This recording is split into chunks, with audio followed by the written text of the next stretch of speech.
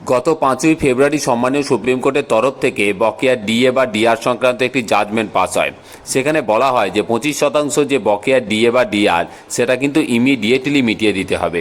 কিন্তু তারপর অনেকটা সময় অতিক্রান্ত হলেও আমরা এখনও পর্যন্ত দেখতে পাচ্ছি যে অনেক রাজ্য সরকারি কর্মচারী থেকে শুরু করে পেনশনার যারা আমাকে কমেন্ট করছেন যে তাদের কিন্তু অ্যাকাউন্ট বা পিএফ অ্যাকাউন্টে টাকাটা ক্রেডিট হয়নি।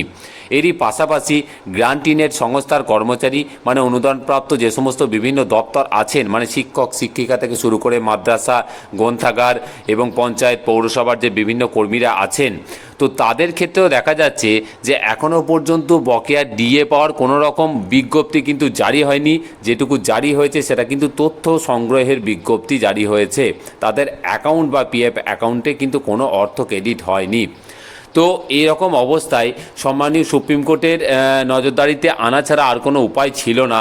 আমি আগে আপনাদের সাথে শেয়ার করেছি। তো এই বিষয়ে কনফেডারেশন অফ স্টেট গভর্নমেন্ট যে এমপ্লয়িজ যে সংগঠন আছেন এবং তার সাথে সাথে তার পাশাপাশি যে ইউনিটি ফোরাম আছে, তো তারা কিন্তু একটা যথেষ্ট ভালো উদ্যোগ নিয়েছিল।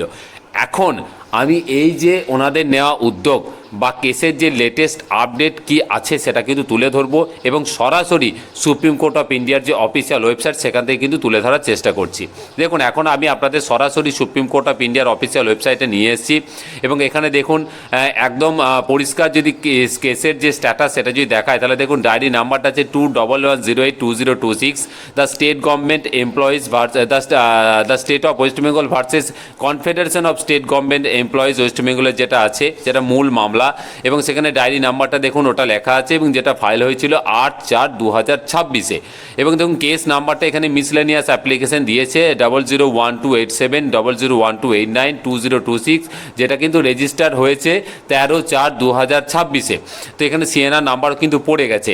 এবার বিষয়টা হচ্ছে দেখুন এটা কিন্তু মোটামুটি একটা টেন্টেটিভ ডেট, কম্পিউটার জেনারেটেড একটা ডেট কিন্তু দেখাচ্ছে যেটা 15/4/2026। আমি বারবার বলছিলাম যে 15 তারিখে কিন্তু হিয়ারিং হওয়ার একটা জোর সম্ভাবনা আছে। এবং এখানে দেখুন সম্মানীয় বিচারকগণ যারা ছিলেন আর কি তারাই আছেন, মানে সম্মানীয় বিচারপতি আছেন সঞ্জয় ক্যারল মহাশয় এবং তার সাথে সাথে আছেন প্রশান্ত কুমার মিশ্রা স্যার। এবং দেখুন এখানে বিশেষত যেটা সিরিয়াল নাম্বারটা যেটা দিয়েছে সেটা হচ্ছে 301 কিন্তু 301 নম্বর সিরিয়ালে আছে। আমাদের মনে রাখতে হবে যে এই যে সম্মানীয় বিচারপতি এরা কিন্তু স্পেশাল বেঞ্চ গঠন করে কিন্তু এনাদের রাখা হয়, কারণ এদের কিন্তু এনাদের কিন্তু অ্যাসাইন করা হয়, নতুন করে কিন্তু বেঞ্চ তৈরি করতে হয়। তো সেই অনুযায়ী এনারা 15/4/2026 কোর্ট নাম্বার 11-তে বসবেন এবং সেখানে যে সিরিয়াল নাম্বার 301 আছে, তো সেখানে কিন্তু কেসটা কিন্তু মোটামুটি 301 নম্বর সিরিয়ালে আছে কেসটা। এবার দেখুন এটা ফ্রেশ ফর অ্যাডমিশন করা আছে সিভিল কেসেস, কারণ মিসলেনিয়াস অ্যাপ্লিকেশন করা হয়েছে। তো এটার কিন্তু হিয়ারিং হওয়ার জোর সম্ভাবনা আছে 15 তারিখে। তো এটাই আপাতত দেখতে পাচ্ছি। আর এখানে দেখুন পিটিশনার আছে কে না, the state of West Bengal. আর রেসপন্ডেন্ট কারা আছে না, দেখুন confederation of state government employees West বেঙ্গলের আছে, এছাড়াও ইউনিটি ফোরাম আছে। আমরা জানি যে মূল যে মামলা confederation of state government employees, তার সাথে কিন্তু ইউনিটি ফোরাম কিন্তু জয়েন করেছে। ইউনিটি ফোরাম যে মামলাটা করেছে মিসলেনিয়াস অ্যাপ্লিকেশন যেটা করেছে, সেটা কিন্তু মূলত যেটা করেছে সেটা আপনারা প্রত্যেকেই জানেন যে গ্রান্টিনেট সংস্থার যে সমস্ত কর্মচারী তাদের জন্য একের পর এক বিজ্ঞপ্তি জারি হলেও তাদের কিন্তু এখনও পর্যন্ত কোনো রকম বকেয়ার অর্থ কিন্তু যেহেতু অ্যাকাউন্টে ক্রেডিট হয়নি, তো সেই সংক্রান্ত বিষয়ে তারা কিন্তু একটা নতুন করে মিসলেনিয়াস অ্যাপ্লিকেশন করে। তো সেই জন্য রেসপন্ডেন্টের নামগুলো কিন্তু এখানে এরকম দেখাচ্ছে। তো আগামী 15 তারিখে আমাদের নজর থাকবে সুপ্রিম কোর্টের দিকে, বিশেষত কোর্ট নাম্বার 11 সিরিয়াল নাম্বার 301-এ। আলটিমেটলি এটার হিয়ারিং হয় কিনা আমাদের দেখতে হবে, কারণ এই যে সুপ্রিম কোর্টে এই যে মামলা, এই মামলার ওপর কিন্তু বকেয়া সংক্রান্ত বিষয়টা অনেকটাই নির্ভর করছে।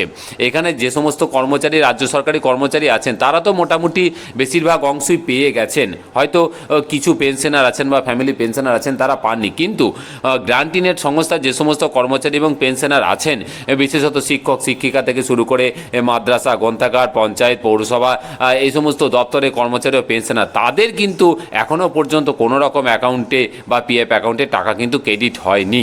তো আপাতত 15 তারিখে সম্মানীয় সুপ্রিম কোর্টের দিকে আমাদের নজর থাকবে।